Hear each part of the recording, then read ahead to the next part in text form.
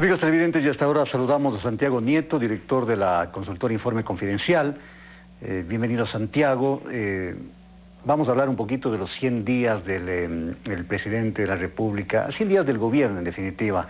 ¿Cómo evalúan, con qué calificación llegan a estos 100 días el gobierno? Bienvenido, Santiago. Buenas tardes.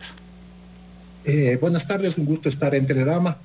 Muchas gracias por la invitación, amigos televidentes, gracias por su paciencia.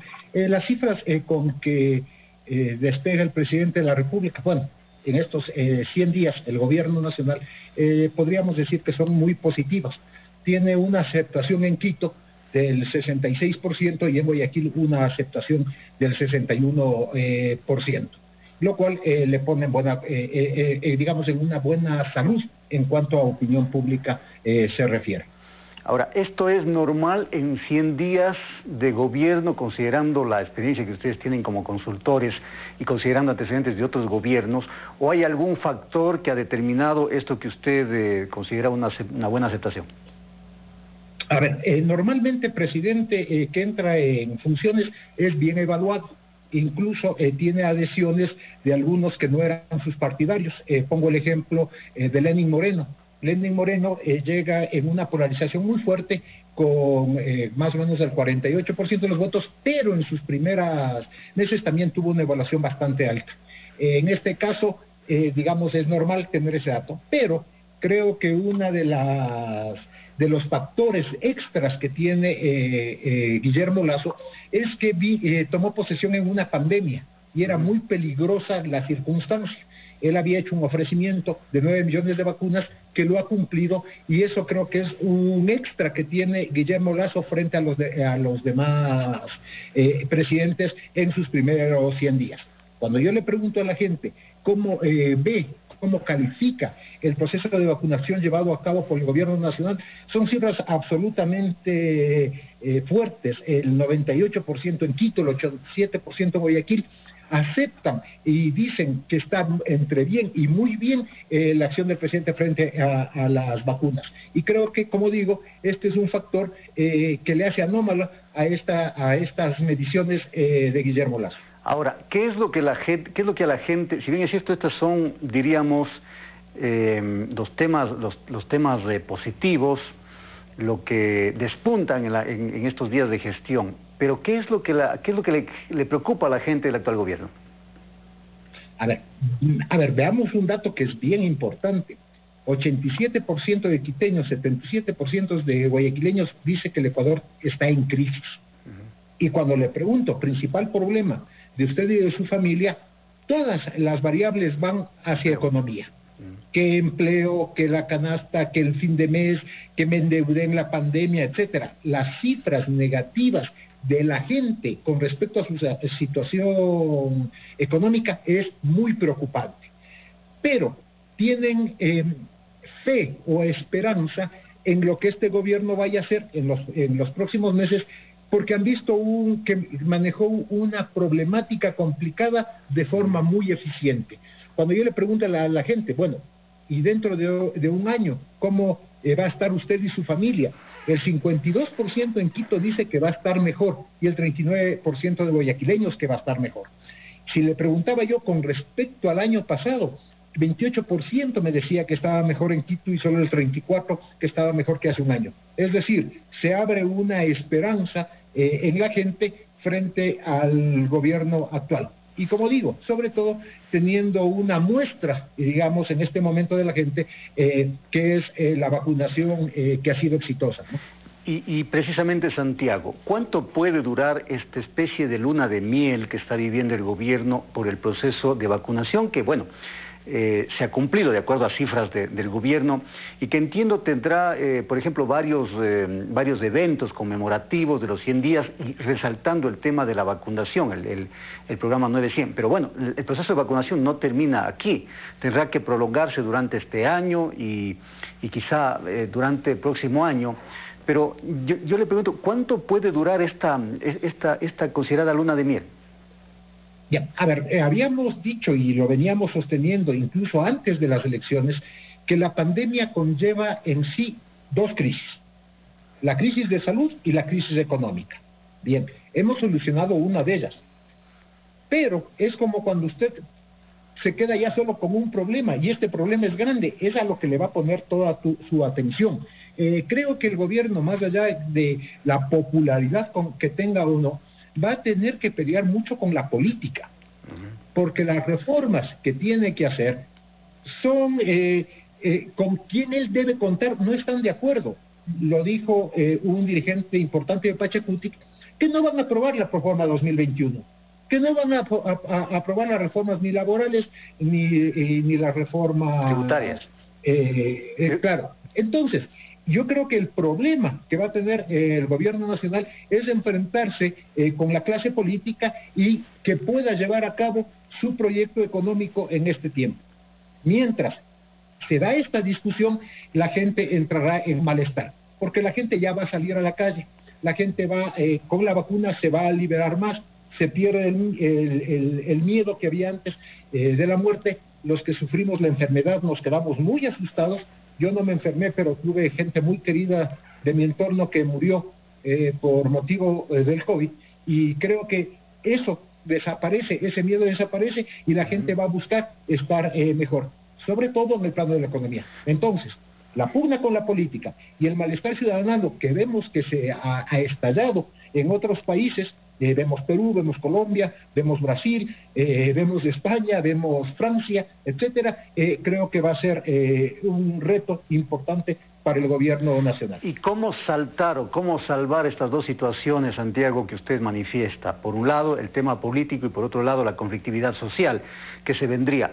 Pero hablemos de lo político. Bueno, la ministra de Gobierno de alguna manera ha hecho entrever que ante este eventual bloqueo que habría en la Asamblea, en estos proyectos importantes que tiene que aprobarlos, porque tiene que aprobarlos el gobierno, porque además forman parte del acuerdo con el Fondo Monetario Internacional, entiendo yo, el de las reformas laborales y el tema de la reforma tributaria.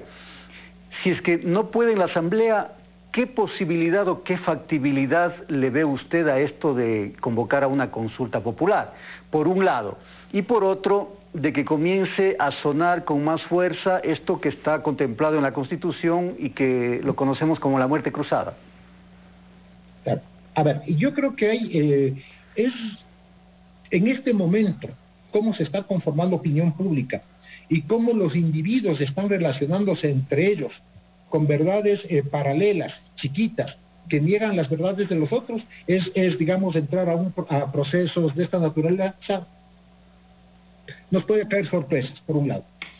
Normalmente en los plebiscitos la gente vota no tanto por la causa que se está poniendo, sino por quién la convoca.